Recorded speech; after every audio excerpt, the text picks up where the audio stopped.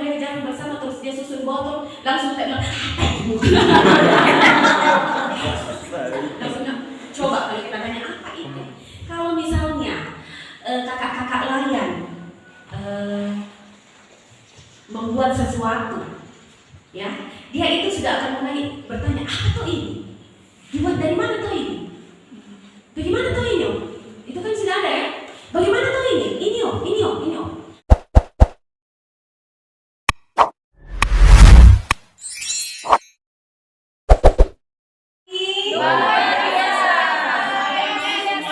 Dahsyat dan luar biasa. Yes. 1, 2, 3. Apa kabar hari ini?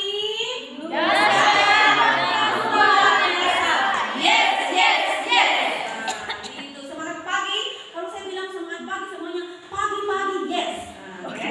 Semangat pagi. Yes. Iya. Jadi kakak-kakak pelayan hari ini, puji Tuhan bahwa kita bisa berjumpa bersama lagi hari ini. Jadi ada pergantian pemain sedikit, jadi kita akan memperkenalkan diri. Tetapi sebelumnya nanti kita akan doa pagi hari ini ya. Sebelum kita memulai kegiatan kita, melanjutkan kegiatan kita pada hari ini, mari kita satu di dalam doa. Kita berdoa. Allah yang kekal dalam kerajaan surga, kepadamu pada pagi hari ini kami datang menghampiri tahta hadirat-Mu dengan penuh ucapan syukur. Karena kami percaya bahwa hingga pada saat ini kami ada, itu semua oleh karena kasih sayang Tuhan yang terus nyata dalam hidup dan kehidupan kami, baik secara pribadi maupun yang kami nyatakan di tengah-tengah persekutuan. Kami bersyukur bahwa Tuhan kembali mengajak kami, menyertai kami dari rumah kami masing-masing, dari pekerjaan kami untuk boleh tiba dengan selamat di tempat ini dalam rumah Tuhan. Kami kembali akan melanjutkan pelatihan kami rangkaian dengan pelayanan anak dan remaja. Kemarin kami boleh lalui dengan baik, itu semua oleh karena kasih dan berkat pertolongan Tuhan. Dan kembali kami dipertemukan untuk melanjutkan kegiatan kami pada hari ini. Kami mohon buat kuasa Roh Kudus-Mu yang akan terus memperlengkapi setiap kami. Berikan kami kekuatan, kesehatan, hikmat, baik kami yang akan menuntun dan mengajar kami dalam pelatihan pelayanan, maupun kami semua sebagai pelayan di klasis dan jemaat. Kiranya Tuhan yang akan terus memberkati pertemuan kami dari awal hingga selesainya. Jauhkan kami dari gangguan, jauhkan kami dari berbagai hal-hal yang akan mengganggu jalannya kegiatan kami. Berkati jika masih ada teman-teman kami, saudara-saudara kami yang sementara dalam perjalanan, jaga dan lindungi mereka, tibakan dengan selamat. Ini doa permohonan kami Tuhan, dalam Kristus Yesus kami berdoa. Amin. Terima kasih. Iya, supaya pelatihan kita ini sukses, kita tepuk sukses. Sudah diajak kemarin? Sudah. Oke, kita sama-sama tepuk sukses. Di hatiku ada cinta, di mulutku ada doa, di tanganku ada karya.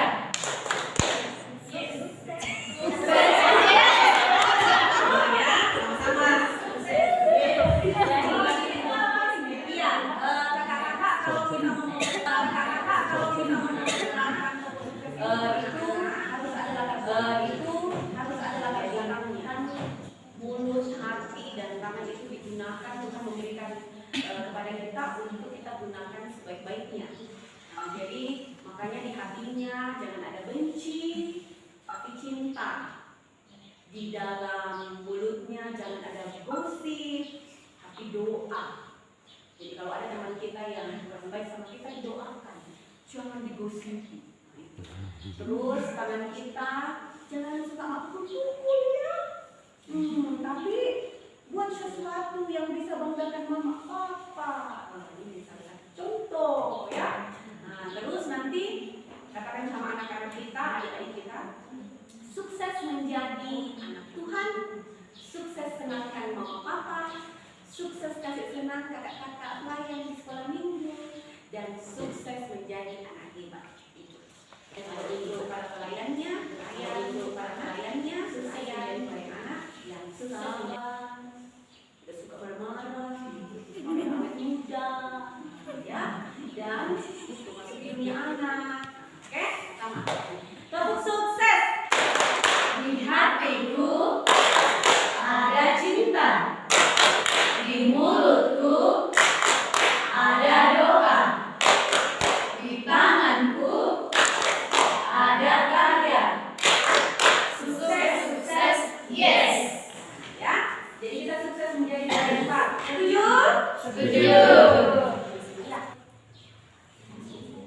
Ya, sekarang saya akan memperlihatkan gambar anak-anak. Itu bisa di slideshow supaya dia besar.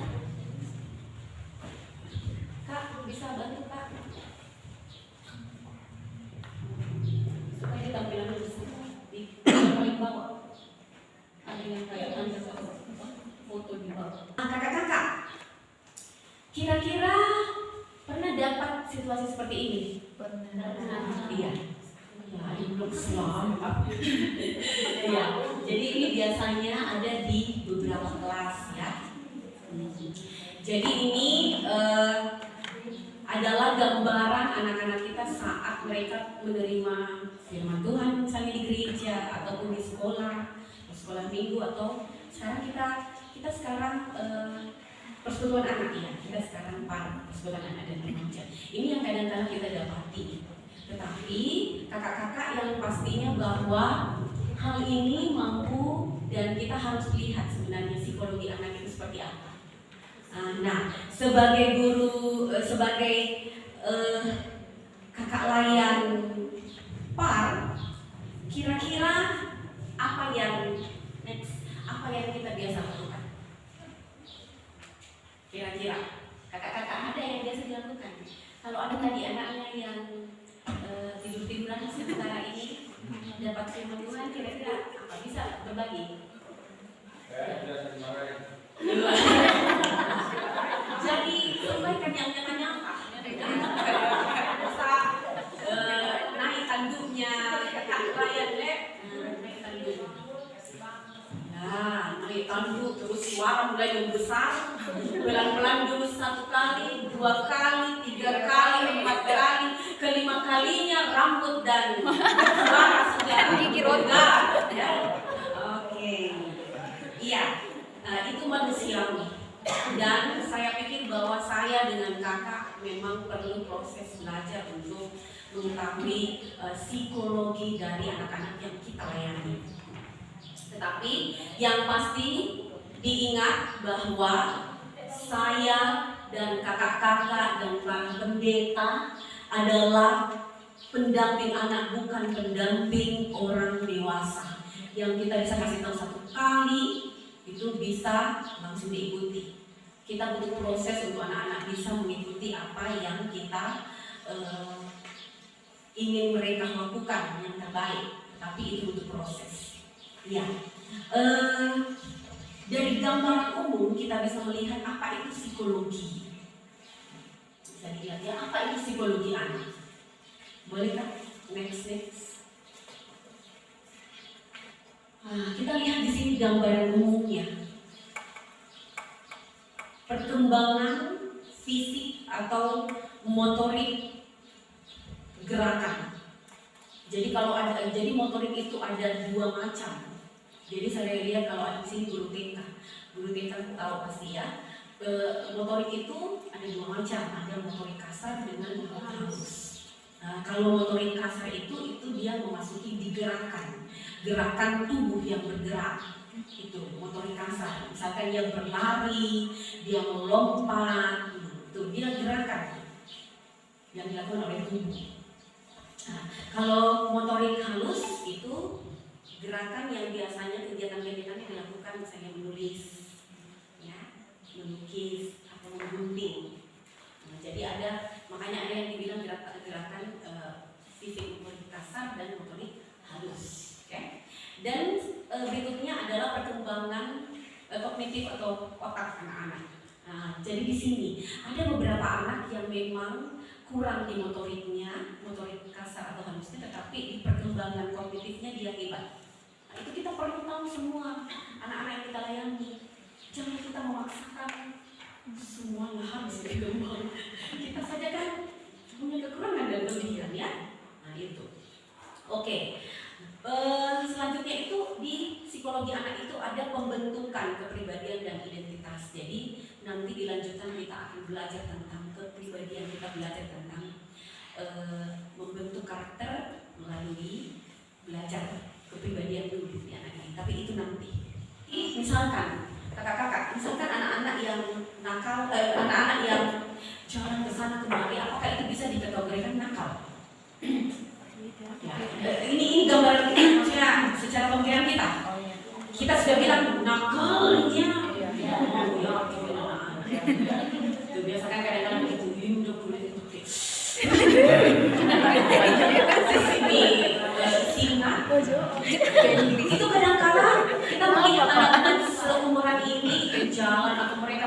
mungkin merusak sesuatu di rumah, kita sudah bilang nakalnya. Jadi jangan langsung dijudge dulu, dihakimi dulu bahwa dia nakal. Ingat kakak-kakak bahwa psikologi mereka sedang berkembang. Jangan hancurkan perkembangan kognitif mereka, jangan hancurkan perkembangan motorik mereka, dan jangan hancurkan pembentukan karakter mereka. Pada saat mereka seperti itu sebenarnya mereka sedang membentuk karakter atau mereka sedang membentuk psikologi yang ada di dalam otak-otak mereka atau di dalam tubuh-tubuh mereka. Banyak ion yang kita tidak tahu, gitu ya.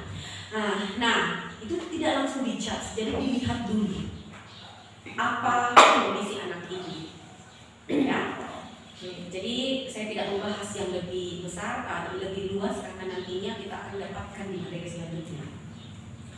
Iya, oke, perkembangan anak sesuai golongan usia 0 sampai 5 tahun. Kakak-kakak bisa lihat di sini.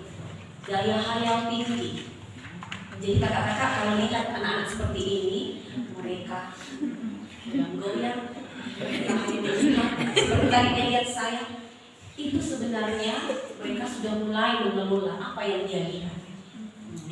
Jadi daya hayal tinggi mereka tinggi, terus mereka bisa melihat lingkungan sebagai sarana untuk menyiapkan imajinasi mereka. Kalau mereka melihat ini dan menyusun ini, jangan bilang, jangan bilang mama.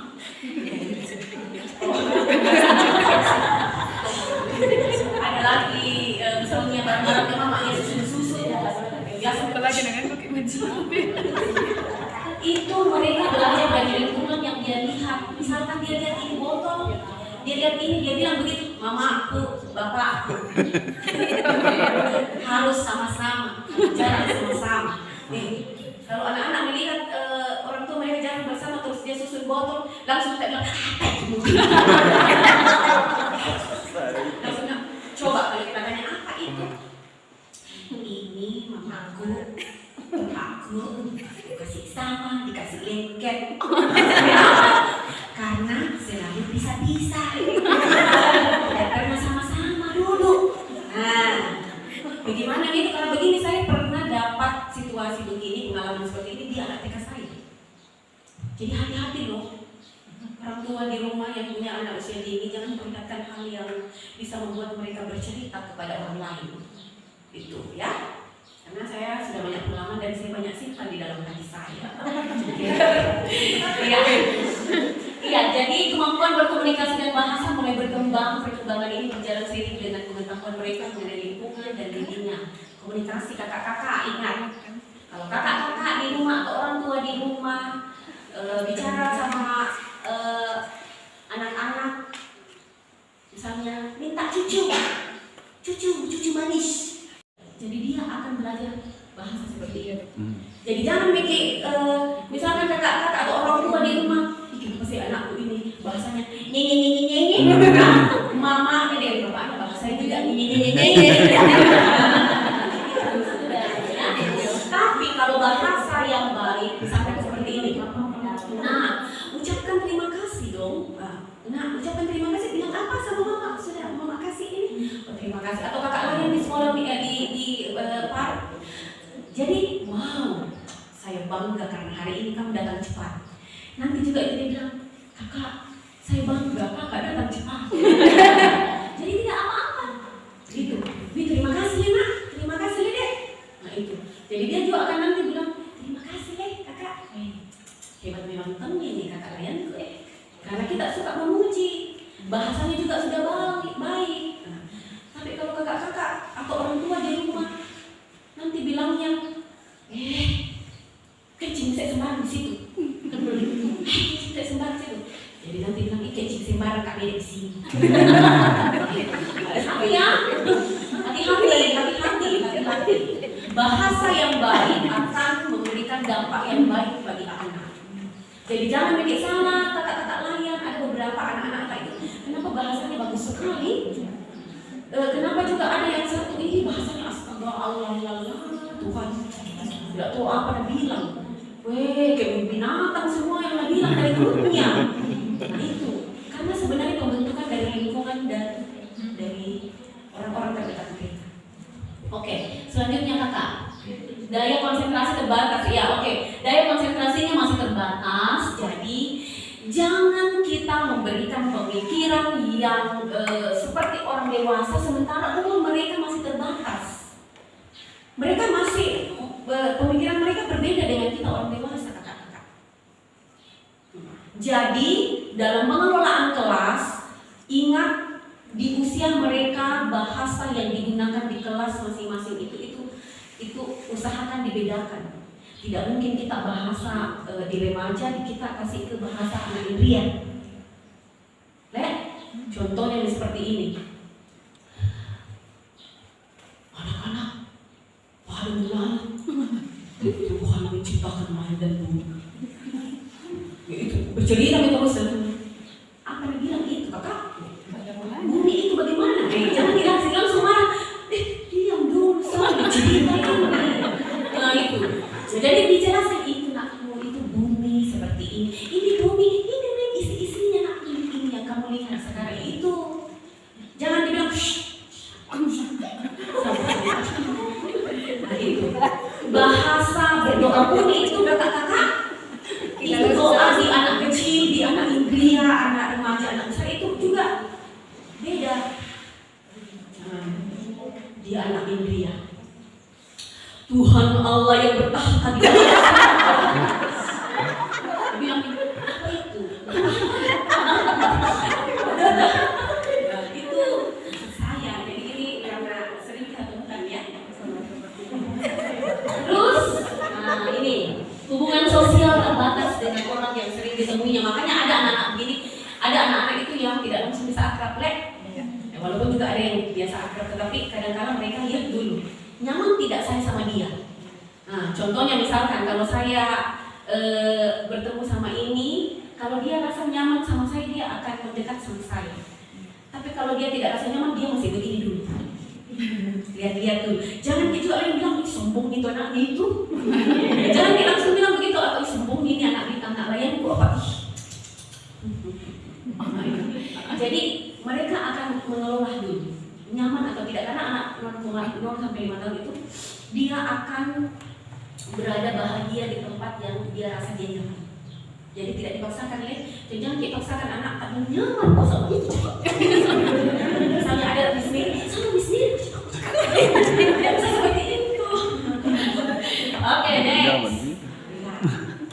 Semoga sampai sore bisa ketawa-ketawa.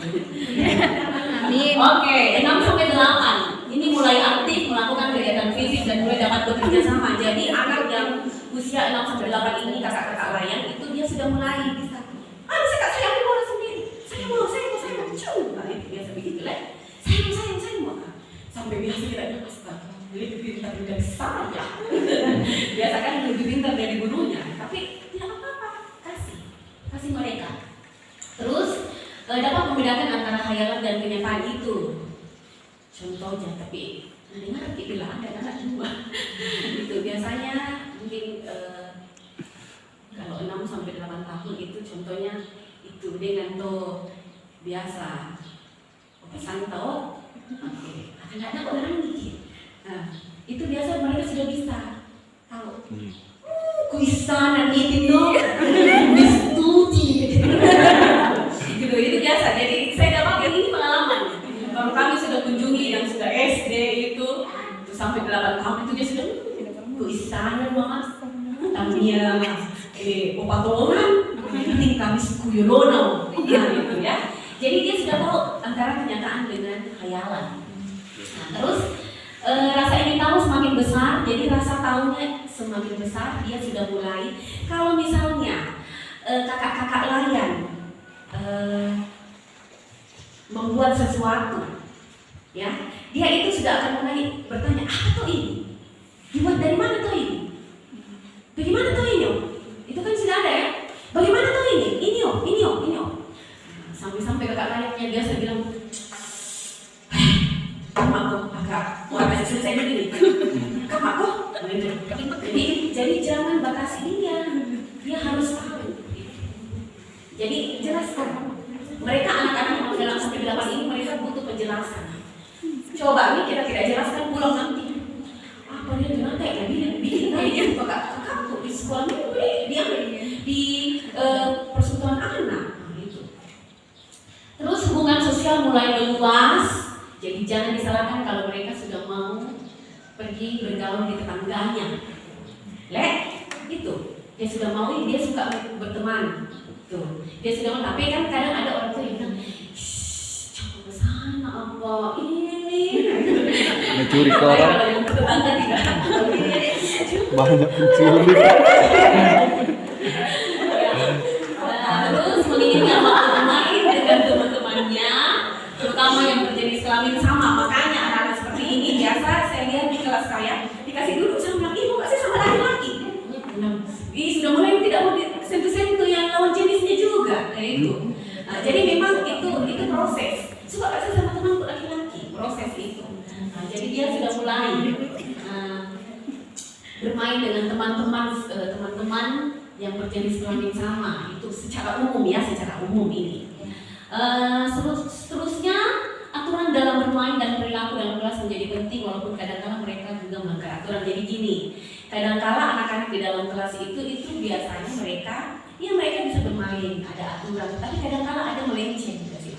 Jadi tugas kita sebagai kakak-kakak lain itu memperbaiki, membentuk mereka, ya, membentuk mereka menjadi lebih bisa ikut aturan. Jadi memang proses untuk anak-anak umur begini mengikuti proses. Tapi jangan lepas ini. Pokoknya sabar, tetap sabar. Jangan menyerah. Oke. Berusia remaja awal 9 sampai 11 tahun. Remaja lambat dan kehilangan bentuk tubuh anak-anak menjadi matang secara reproduksi. Ini pembentukan tubuhnya sudah mulai berbeda. Jadi kakak-kakak layan, jangan ketika anak-anak remaja kita datang curhat sama kita, itu kenapa saya, karena kadang-kala ada anak-anak remaja kita dia tidak bisa bilang sama orang tuanya. Nah itu layani. Ya, jadi nanti di berikutnya ada konseling nanti. Itu dilayani dan didengarkannya. Terus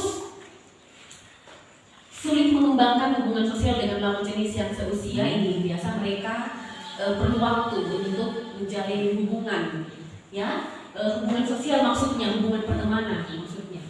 Terus mulai menyukai tokoh pahlawan, makanya ada beberapa di anak ini mereka suka dengan pahlawan, misalkan sebenarnya bukan cuma pahlawan, tetapi orang yang bisa menjadi motivator untuk mereka. Makanya di anak-anak itu kita kakak layan belajar untuk menjadi motivator dengan cara apa? Kakak-kakak dengan cara apa? Saya selalu bilang sama teman-teman saya di sekolah, payaran ki. Ya artinya, betul ya, saya sudah bahasa masa-masa sudah betul ya. Payaran artinya lakukan hal-hal yang baik yang bisa membuat anak-anak atau adik-adik remaja kita itu bisa menjadi teladan untuk mereka. Supaya pada saat dia datang sama kita, dia tidak akan kembali, kakak dia begini, apa kakak begini? Kakak begini, baru ibu bicara satu kali dan bilang, apa kakak begini? Nah itu. Jadi usahakan menjadi motivator yang memberikan aura positif bagi adik-adik remaja kita di usia ini. Terus dia sudah bisa bertanggung jawab, jadi sudah belajar. Oke deh, jadi sebenarnya seperti ini kakak-kakak, di persekutuan anak dan remaja itu sebenarnya jangan terlalu dipisahkan kegiatannya. Saya malah menyarankan misalkan kegiatan anak kecil Indria itu sebenarnya perlibatan remaja itu bagus sekali. Karena mereka sudah bisa membantu kita atur adik-adik. Itu juga salah satu pola untuk mereka belajar bertanggung jawab dan menjalankan tanggung jawab yang diberikan. Itu salah satu pola. Tapi kadang-kadang kan kita pisahkan remaja, anak kecil. Nah, padahal di sinilah persekutuan anak dan remaja, anak-anak remaja dilibatkan untuk bersama-sama dengan kakak layan mengatur adik-adik pada saat ada kegiatan. Jadi jangan dipisahkan. Oke, sekarang fisik mulai berkembang, masa pubertas, kesadaran akan perubahan fisik, mulai ingin mandiri, semakin tertarik akan hubungan dengan teman, timbul ketertarikan seksual dengan lawan jenis, dan berpikir logis. Kakak-kakak, perkembangan ini kadangkala kita bilang seperti ini. Jangan membuat remaja yang tidak kreatif karena mereka sudah remaja. Perkembangan fisik mereka sudah berubah dan kita bisa melihat bahwa remaja saat ini tidak sama dengan remaja zaman dulu. Jadi jangan usahakan kita tidak ada kata-kata begini, kakak dulu tidak begitu. Langsung bilang itu dulu zaman dulu. Nah, apalagi orang tua. Saya dulu, bapak dulu tidak begitu. Iya pak, itu tahun berapa? Nah itu. Ingat, anak remaja sekarang itu mereka butuh kemandirian. Jadi mereka sudah butuh space namanya, atau mereka sudah butuh namanya ruang ruang untuk dirinya sendiri. Jadi jangan terlalu banyak kepo kalau punya anak remaja atau punya adik-adik remaja. Baru WA langsung apa itu? Belum ditanya mak WA bagaimana? Begini kayak gitu. Kakak, jadi kalau datang ada adik-adik remaja datang, kenapa ini? Stres tuh di rumah kak. Nah kenapa? Itu mamaku dengan bapakku kan keponya minta ampun. Baru di WA ada bunyi sedikit WA ada bilang dari siapa? Baru saya melangkah ke rumah mau kemana? Seperti mama kak saya penjahatku dong. Jadi ini yang kadang-kadang kita kurang sadari. Nah, keterlibatan kita sebagai kakak-kakak layan khususnya yang remaja, bangun komunikasi efektif, bangun komunikasi positif dengan adik-adik remaja, karena mereka sudah butuh ruang untuk dirinya. Mereka mau mandiri. Mereka itu sudah tidak mau lagi kadang-kadang kalau misalnya orang tua atau kita kakak layan terlalu membuat mereka seperti adik-adik kecil yang selalu terus mau dipegang ekornya, itu mereka tidak nyaman. Jadi ayo sama-sama kakak dan saya kita belajar nanti bagaimana kepribadian tapi itu nanti. Oke, makanya sekarang ada muncul istilah zaman now. Muncul istilah anak zaman now itu anak yang memiliki eksplorasi yang tinggi. Ini anak remaja sekarang ya, bereksplorasi dengan hal-hal yang ada, khususnya digital. Tapi nanti kita masuk di digital. Kita lihat dulu apa saja yang dimiliki anak-anak zaman now. Mereka sudah tidak main seperti ini. Masih ada? Masih ada anak-anak main seperti ini? Saya berharap masih ada. Oke, mungkin bisa dikembangkan. Nanti kita sama-sama kembangkan di sini. Oke, ini sudah tidak ada lagi. Anak-anak zaman sekarang atau akhir ini disebut kids zaman now. Mereka tidak lagi lahir di tahun 1990-an, tetapi masa kecil mereka sudah bermain dengan pada saat zaman dulu masih sebaya mereka, tetapi sekarang mereka ingat ada gadget yang mereka temani. Ya, tapi nanti di materi selanjutnya kita bahas. Oke, di sini ada gadget, apalagi kakak next kak. Oke, ya ini ada lagu yang mereka yang dulunya lagunya naik ke puncak gunung tinggi sekali, sekarang sakitnya tuh di sini di dalam. Atau apalagi tuh anak-anak TK saya pernah nyanyikan Ojo dibandingin. Iya. Oh, jadi. Itu terkenal sekali di kalangan. Saya tidak tahu kenapa lagu itu terkenal sekali. Saya pernah kaget anak-anak TK saya langsung membuat kayak semacam paduan suara. Mereka nyanyi lagu itu. Dapat dari mana?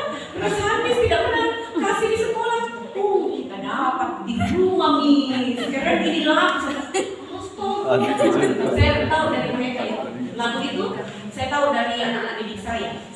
Oke, ini. Jadi jangan disalahkan itu anak-anak tak kalau misalnya mak balu lagi di rumah, dia juga suka sekali mak balu. Kali bincu. Jadi kita bilang jadi jangan karena mamanya juga mak balu.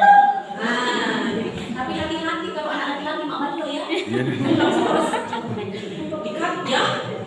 Ya. Selanjutnya terlihat dewasa sebelum waktunya. Moralitasnya mulai turun. Teknologinya tanpa pendampingan itu hati-hati. Jadi kakak-kakak nanti di digital kita akan bahas pendampingan seperti apa yang kita harus buat untuk mereka. Oke, ini ada yang biasa, misalkan mereka sebentar waktu ini lupa makan, ya, lupa makan, lupa biasa juga ke sekolah minggu, aduh jangan sampai ya. Terus, nah ini gambaran-gambaran anak zaman now. Kenapa? Karena mamanya juga digunakan, Mas. Coba lihat gambarnya. Tuh, gimana mau menjadi teladan? Dan hati-hati dengan narkotika sekarang. Itu kita harus hati-hati. Pendampingan, komunikasi dengan anak itu sangat perlu karena sekarang banyak terjadi. Makanya sekarang saya tidak tahu kalau di sekolah-sekolah yang lain, tetapi ini dari Dinas Pendidikan itu semacam mensosialisasikan itu lagu BNN mulai dari TK. Ya sudah ada, sudah dapat semua. Ya, sampai anak-anak saya bilang BRI. Jadi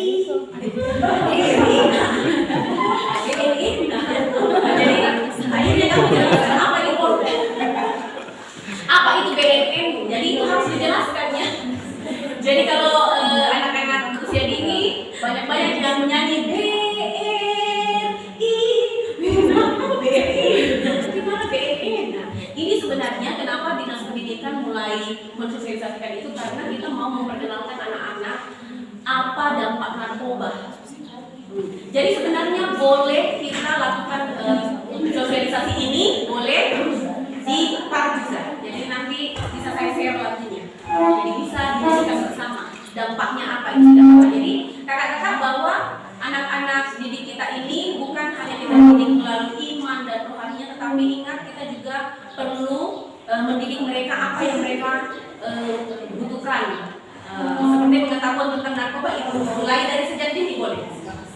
Nah, ini sehingga ketika mereka terkontaminasi dengan narkoba, gadget dan segala macam itu kadangkala sekolah minggu atau pelayanan anak, persekutuan anak itu tidak menarik lagi.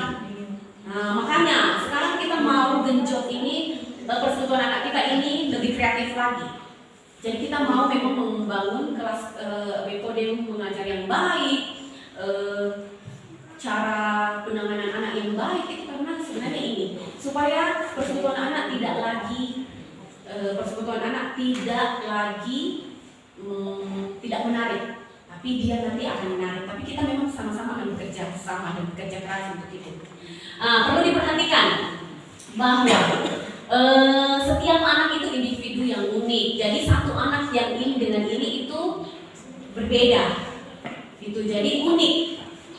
Memiliki berbagai kemampuan yang berbeda-beda. Yang satunya mungkin bisa melompat, bisa bernyanyi, yang satunya hanya bisa menulis atau menggambar. Itu berbeda ya. Dan membutuhkan pengalaman serta stimulasi yang tepat pada saat kita sudah mengetahui anak secara pribadiannya, psikologinya seperti apa, perkembangannya bagaimana, itu kita akan menstimulasi mereka dengan stimulasi yang berbeda. Jadi menstimulasi anak itu tidak sama. Terus stimulasi dari berbagai kemampuan perlu disertai dengan penanaman nilai moral dan keimanan anak. Jadi menstimulasi itu kakak-kakak bukan hanya menstimulasi moralnya saja atau imannya saja ya. Jadi harus berdampingan. Pada saat kita menstimulasi anak yang satu, oke nak, ucapkan terima kasih. Kakak sudah bilang, kakak sudah berikan sesuatu, jadi mungkin apa yang kamu ucapkan? Terima kasih kakak. Ya. Kalau misalnya mau sesuatu, ada yang mau diambilkan, bilang apa nak? Tolong. Nah itu hal kecil tapi berdampak loh kakak-kakak. Berdampak. Jadi anak-anak yang terbiasa mengatakan itu dari kecil, dia akan terbiasa di nanti usia. Jadi tidak ada yang nanti. Saya berharap bahwa anak-anak kita mulai dari sekarang kita bentuk seperti itu dan nantinya akan menjadi orang tua yang hebat. Itu kita akan menciptakan mereka menjadi orang tua yang hebat nantinya. Oke, sekarang catatan akhirnya kita sama-sama baca. Yang di sebelah sini merah. 1, 2, 3.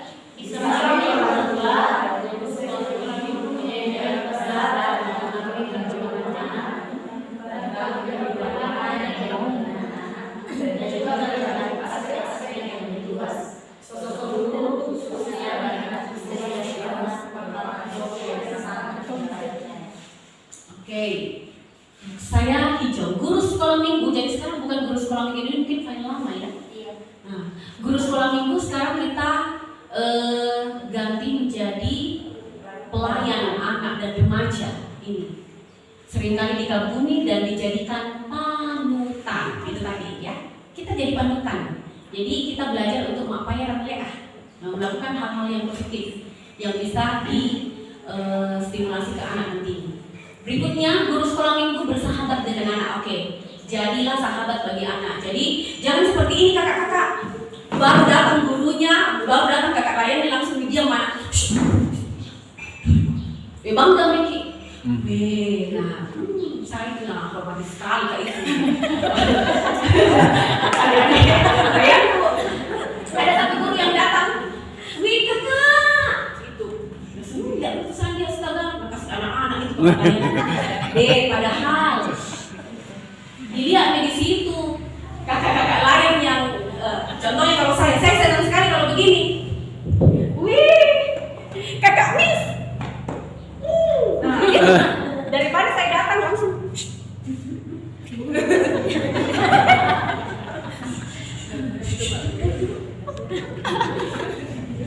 Jadi sama juga sebenarnya di rumah.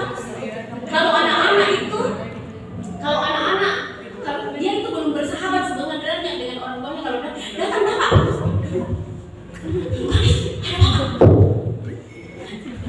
Weh, mana?